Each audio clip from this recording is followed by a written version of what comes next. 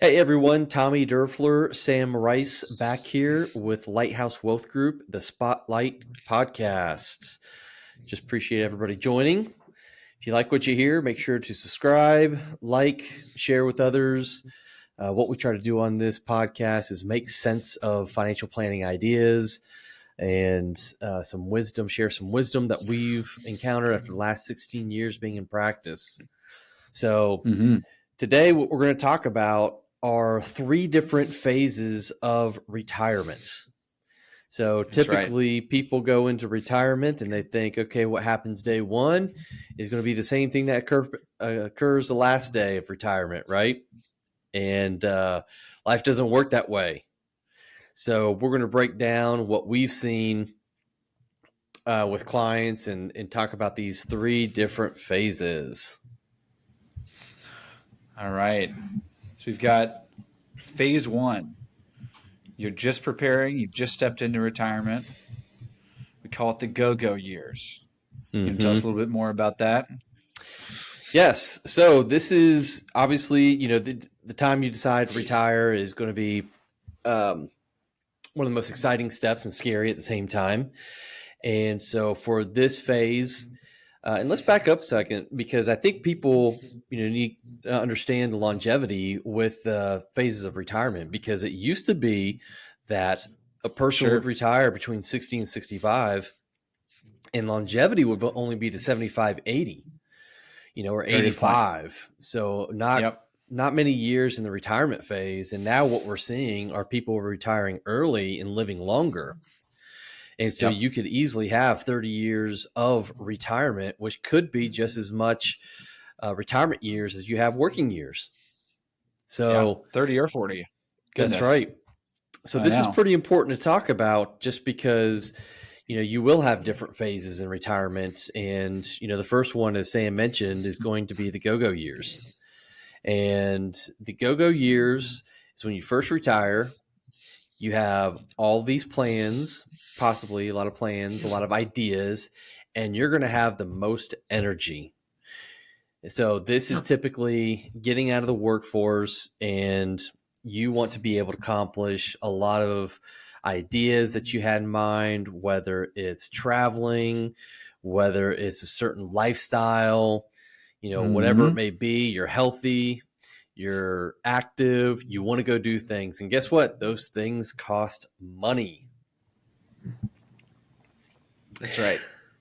So, so kind of expand on that a little bit. This is where, again, we see a lot of goals with clients. And so you start to see a lot more spending in this phase, just because you're excited and you don't want to live like a turtle underneath a shell. And so you go out and do things, and this is where it costs money. You typically have higher discretionary spending. There is a need for liquidity, regarding your investments. This is where healthcare is not a major expense yet, but it is coming. And so what we see typically is this is where people spend a good amount of money. And they want to be able to accomplish those things, go do those things. And so you can have a potentially higher withdrawal rate a lot of times from the portfolios, from your investments, to be able to fund certain lifestyles. And so, you're eligible for Social Security at 62. At age 70, you get the highest benefits. So there's no benefit from delaying anything past age 70. And so maybe you've decided to take Social Security at some point in that phase, maybe not, but either way, whatever your decision is, you still have to fund that lifestyle if you haven't taken Social Security yet. So there could be a higher withdrawal during the go-go phase of retirement during that time. Yeah. I mean, 5 to 15 years, depending on when you retire, could be a big variable. So planning accordingly is key. Yes, and there's this rule of thumb out there, just as a side note, in financial planning, there's always a rule of thumb, So we always have these rules of thumbs, and they're very much a generalization. And so the generalization or the rule of thumb what we have is you can take anywhere from 4 to 5% of a withdrawal rate out of your investments and essentially not touch principal over time, right? And so a lot of people come to us and they'll calculate that number and they say, okay, great, I can take this much out of my portfolio and hopefully not touch my, the principal. But in reality, life doesn't work that way, and so that's why we want to talk about these three phases, because a lot of times people want to take out a little bit more on the front end, because reality is you're not going to be spending the same amount at 80 or 90 years old. If you do, please give us a call. I want to hear what you're doing. But you're not typically spending that much money during that phase of life, at least not on the things that you're spending that you want to spend the money on early in retirement. And so there leaves this room for flexibility to say, hey, maybe there is, a way that we can take a little bit more out, a higher withdrawal rate out in the beginning, knowing that if we plan accordingly, we're going to take out less in the later years. And I think that really resonates with a lot of people, because people don't want to take out a large amount of, at 89, 90 years old. Well, and that's where the process and the functionality of what we do in the planning side really becomes influential. Is we can stress test these things to, hey, if we make a couple of these purchases, do a couple more of these trips on the front end, how can that really impact me on the back end? And you can see that in real time. Yeah, exactly. And so the trick is you have to be able to do this in a very tactful way, and, and realize too that the goal is to continue growing assets. You can't get to retirement and say, okay, great, I want to put all my money under the mattress now, because you still have taxes, inflation to worry about. And so, a lot of people underestimate that of, hey, we've got to have a good balance of risk and return, because we can't stall out too early, especially when you could potentially have 30 years of retirement. So I think for our team, Lighthouse Wealth Group, and what we've done is we've done really customized planning for a lot of folks to show, hey, what if we were to take out a little bit more this first phase, a higher withdrawal rate, and then typically what we see is, people are spending that same amount in the second phase. So we can kind of say, hey, let's go and enjoy the first phase really well. Let's go spend time with the kids, the grandkids. Let's go travel, see things we haven't been able to see before. Let's go ahead and do that, knowing that at some point that will slow down, and so will your discretionary spending. And so that's where we've come in and shown people, hey, different phases, you're going to have different energy levels and so on.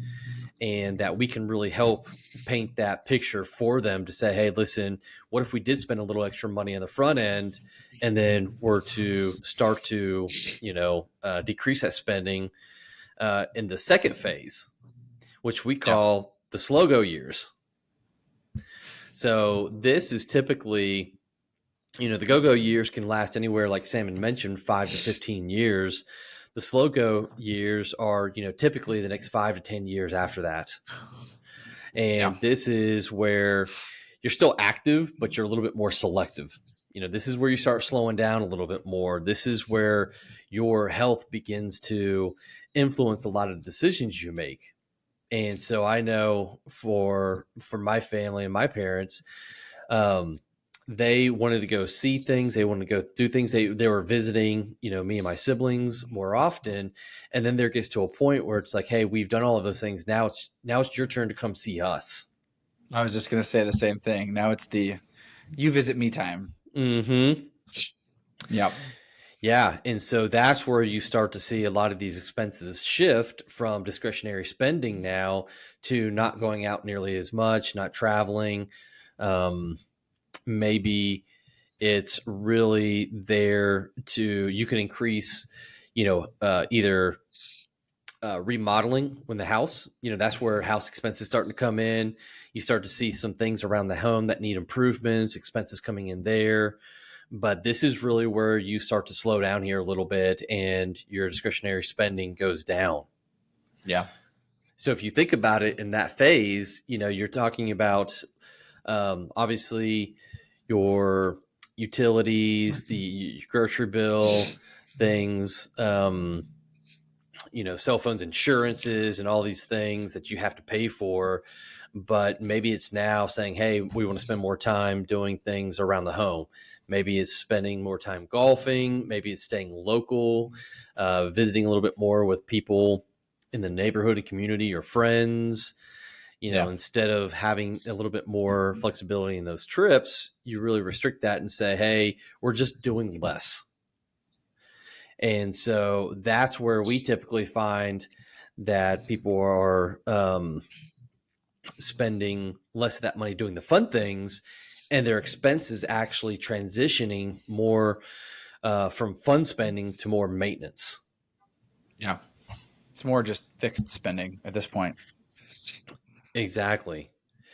And so you can see that during those phases, your withdrawal rate, or that second phase, you'll see the withdrawal rate come down, and can sometimes, in our experience, see less than that 4%. So your assets tend to grow a little bit more than they were in that first phase because you're reducing that withdrawal rate. Sometimes you have to tell people to spend money. Yeah. Those are the fun conversations we get to have. Yes, that's right. But we've seen that a lot. And so obviously that bleeds into the third phase, which is, obviously the no-go phase. Mm-hmm. And so the no-go phase is really a time where, people are coming to see you. Obviously, healthcare is a big expense. You're going to start seeing increasing costs in healthcare, and that's going to be different for everybody. This is probably most often the most emotional and financial intense time because of healthcare cost. Possibly looking at limited mobility. You have an increased reliance on others. You could start now looking at assisted living facilities. You could look at nursing home. They have different facilities to make sure you're getting around the care clock. You may even want at-home care, and that's fairly expensive, depending on whether that's important to you or not. But that could typically be a pretty expensive cost for you. So you see these, you go from higher discretionary spending to maintenance, now lower, and then you typically start to see an increase because of healthcare costs. And so you're also preparing, your estate planning, you're reviewing those documents, making sure those in order, just because the reality of life is this is where things, start to happen and become a little bit more real for the person. And so updating those things, the estate planning documents are really important during this phase as well. Well, if you're working with somebody too, every couple of years, you should be keeping up to date with those ever since retirement anyway. But this is really where they, come into play potentially in most cases. Exactly.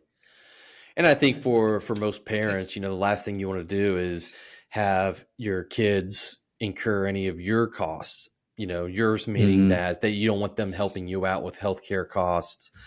And, long-term care insurance planning can certainly help with that. But it was never meant to completely eliminate it. It was just really there to kind of help cushion some of those expenses. That's right. And so also during this time, there might be making arrangements, if you're still in the home, making upgrades to the home, preparing the home for an aging in place process. Yeah. Doing ramps and changing bathrooms to walk-ins and potentially handicap accessible, wheelchair accessible, those kind of modifications. Yep. Yeah. A lot of modifications. I know the doorknobs, for arthritis purposes, if you have the actual knob, that's a lot harder if people have arthritis. Yes. So they recommend kind of instead of lever. The lever, that's right. Yep. Yeah. So just little things like that, again, depending on what your wishes are, whether it's to stay in the home or possibly, going and downsizing the home. But that's where you kind of start to see those increased expenses during this phase. And that's what causes those costs to go up a little bit more than that second phase. Yeah. I mean, and that's why we do the planning, right? Because a lot of this is we're preparing for the unforeseen. A lot of this in the later phase is just healthcare related.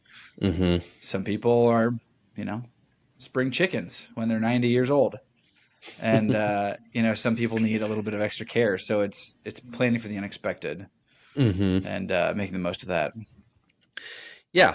And again, I think that's where for people looking to retire, when we do these customized financial plans for them, that's what we want to be able to show them and Mhm. have that discussion centered around, okay, let's talk about, what do you want to do? What does that look like? How much money will that take? How much money do you want to spend? And at the same time, helping them give feedback to them on, hey, here's what we've seen in our experience. Mhm. Yeah, I mean that's a big question that a lot of people do ask. What are other people doing? Mm-hmm. Yeah. Like I know I've got my own, wishes or what have you in mind, but is this in line with what other people are doing? That kind Mm-hmm. of validation check is a big question that a lot of people ask. Yeah. So when we talk about, these general rule of thumbs of the 4 to 5% withdrawal rate, those are great just to start with, just for kind of some understanding. If you have a withdrawal rate starting out at 10%, you probably need to know how far you are away from the general rule of thumb. Yeah. But, everybody's situation is unique. Everybody's situation is different. And that's where I think for us, that's a joy, because we get to see that and understand, hey, there are certain circumstances where that 10% withdrawal is very sustainable, and there are certain things that you say, hey, this is not sustainable and you're jeopardizing and running out of money. But the point of Mhm. this is just to say there's not this one size fits all regarding these generalized rule of thumbs.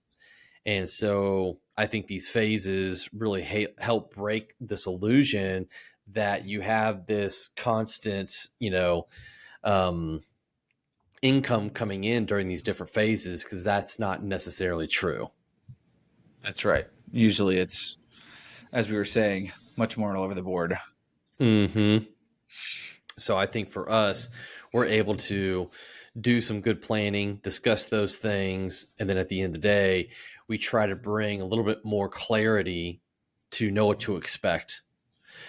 We used to do a long time ago, we used to do these plans and it was based on that, right? Like, hey, 4%, 4.5% withdrawal rate. That's great. Hey, guess what? At 85 years old, you'll be able to spend X amount of dollars. And, 9 out of 10 times I get this look and it's like, do you really think we're going to be spending this much money at 89 or 90 years old? And Yeah. in some cases it is. So what I've learned through that is, people that, and I'm taking the legacy conversation out of this conversation, you know what I mean? Unless there's a real desire to leave, a good legacy to the kids or grandkids. Most people don't want, they don't want their peace of mind coming from, they can spend a lot of money 89, 90 years old. They want to know, hey, I want to spend this time in that first phase with Yeah. people who are important to me, the things I really want to enjoy doing. Mhm. And if I can do that and at the same time not jeopardize my future, what does that look like? Because really what's important to them is what they can do today to relish those Yeah. memories and live out those values while they can. Yeah. And at the same time, know that their goal isn't to say, hey, I want this to be sustainable at the third phase of my life. Yeah. I mean, because, we've talked about this before. Time's the only thing that's not sustainable, whether it's in investing or life. Something you can't get back. And especially in that first phase when you're the most mobile, you're the most healthy, maybe your assets aren't even as much as they would be 30 years from now, after you spend less money, but you want to spend more of it because your quality of life is going to be the highest that it ever will be, whether it's just because you got the most family around you or you're just the most active. That's where you want to spend your time and money. Yeah. So it's been really fun kind of going through this and, and having a lot of these meetings with the clients to learn, because I think for us, we get to learn what's really important through this. We can do the Mhm. numbers and we can calculate these numbers all day long, but we've got to be able to put something together that's customizable to say, hey, what is it that you want? And let's work the numbers to where if we can get this plan right on the front end, then they have more confidence on the back end. Oh, yeah. So I think the earlier you plan for each phase, the more freedom you have in all of them. Mm-hmm. Because if you ask anybody, hey, how was life 30 years ago? You're going to get a different answer if you ask them the same question, but say, hey, how does that compare to how life was 20 years ago? They're going to say, well, a lot different. And we don't see retirement any different than that. There's going to be certain phases, your priorities are going to shift. And that's where we want to really help and try to give that, a little bit more of a clearer picture, more clarity. Definitely. As much as we can. And then we can stress test the plan at the end of the day too. Exactly. Exactly. But yeah, anything else you want to add to that, Sam? No, I think the three phases, that's great. The go, slow go, and the no go. That's a good way to sum it up. And I think it's always funny when we bring that up in conversation with the clients. They always get a kick out of that. But it's got a funny saying, but it's so true. Yeah, and I just don't think that many people realize that. They just think of, Mm-mm. okay, day one No. is going to be the same thing as in, day one in year 30. And it's like, well, no, let's have that conversation. That's where, to your point, we can kind of give back and say, hey, here's what we've seen in our experience. Does this relate to you? And so that's where I think the personalization really comes into play. Well, and I think a lot of people too, just, most people come to us mid 40s or mid 50s when they're getting closer to that retirement period. Not so early on, but when they're trying to figure out, okay, I've amassed a certain amount of money. Like, what can this really look like down the road? And those withdrawal rates, I think for a lot of people are really surprising, just considering, and we tell them, like, due to inflation, it's showing your spending actually going up because we're heading in a rate that's the same from day one through year 30. But that even with that increasing number, their portfolio value is still increasing that much. And I think that's really eye opening. Once you get over $1 or $2 million, those numbers really start to compound, and it's really eye opening to people, and it just in disbelief. Like, Mm-hmm. wow, I'm And gonna how have to many, spend some more money in retirement. yeah. And how many times have we got in the comments of saying, hey, I don't want to, my peace doesn't come from knowing I can spend a ton of money at age 90. I want to be able to spend money, Yeah. now Yep. while I'm Yep. healthy, while I can, and create those Yeah. memories for my kids, my grandkids, and take the family on trips so they have that legacy to remember us by. Yep. No, I couldn't agree more. And it goes back to the conversation sometimes too. We mentioned this earlier. We do need to, push people a little bit to spend a little bit more money. It's like, it, unless you have a really big purpose to leave a certain amount of money for the next generation, like, this is here for you. You earned this. You built this. Use it for yourself and your happiness. Mm-hmm. Don't think that you need to be X amount of frugal, um, and you're sitting on, you know, $1 million or $2 million at the end of the day. Mm-hmm. What's it all Yeah. for if you're not living life with it? Yeah. And, you never want to have somebody have regrets. You never want to have somebody get to that point and say, I wish I would have spent more time, but I was so scared this wasn't going to work out. Or, you don't want to live with a mindset of scarcity. That doesn't do anyone any good, and that's why I love what we do, just because we can show people their potential. And that's what it's really about anyway. We want to try to prevent the whole, man, I wish I would have, should have, could have done this while I had the opportunity. Yeah, you can't. And Yeah. don't get me wrong, we've had the conversations on the other side too, right? Where Yeah. it's no, we can't do this because we do have to plan, and we're not there Yep. yet. But it's our job to really, again, create that clarity and help people understand, hey, this is what this might look like and what's really important to you. Yeah, usually it's not, ending life with a certain number. It's about, having the people that you know and love around you. I think we had this same conversation talking about, I don't know, just numbers and education that people have gathered from billionaires. And it's like, you kind of have the same mindset after a certain number. It's I don't want more money. I want more time with friends and family. Mm-hmm. So, use that to the fullest when you can. Mm-hmm. Exactly. So, well, good. Well, I think, today we just wanted to touch on that and give people an idea of, hey, what this could look like, and really just recognizing that, hey, not, 30 potential years could be a long time in retirement. Mm-hmm. I hope we all have that. But we need to also understand that the expenses, the priorities are all going to shift within, essentially, generally speaking, those three phases. Yeah. So, but as we wrap up here, just again want to thank everybody for being on here. If you have any questions, if we can provide a second opinion on that, please let us know. We do personalized financial planning, we do investments.